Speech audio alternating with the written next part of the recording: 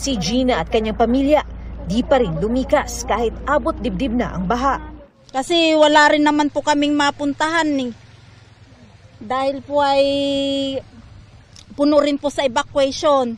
Mahirap po talaga kasi lumaki na po kami, dito na po kami talaga, lagi inabot ng ganito. Biglaan po yung buhos ng tubig po, ay siyempre po ma'am, ilikas muna ng mga gagamit, niligpit.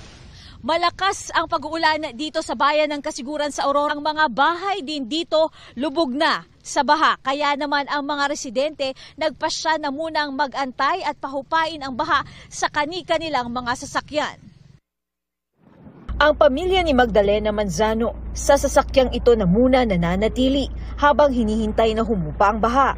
Hindi raw kasi nila inasahan na tataas ang baha dahil karaniwan ay hanggang tuhod lang ang inaabot nito. Mas mahirap po ngayon talaga, ma'am, kesa po noong nakaraan. Ngayon po ay talagang malaki ang tubig. Binaha rin dito sa Kasiguran ang Barangay Marikit at Barangay Tinib, habang isolated naman ang Barangay Esperanza.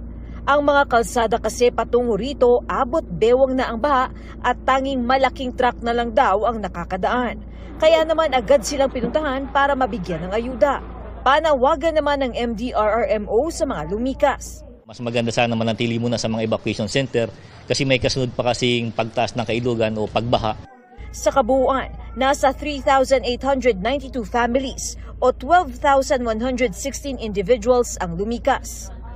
Binaha rin ang ilang kalsada sa bayan ng Dilasag. Gayon din ang Dilasag Aurora Dinapigue Road dahil sa mataas na tubig sa Ditubo River. May mga baka ring nalunod.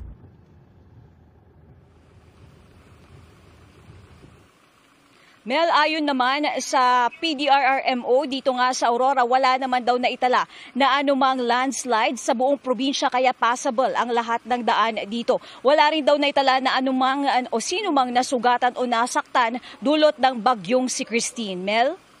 Katrina, sabi mo may mga residenteng hindi lumikas. Meron bang update? Kamusta sila? Anong gagawin ng lokal na pamahalaan sa kanila? Katrina? Mel, kanina binalikan natin yung ilan sa mga lugar at ilang mga barangay na may mga hindi talaga lumikas kahit mataas ang baha sa kanila.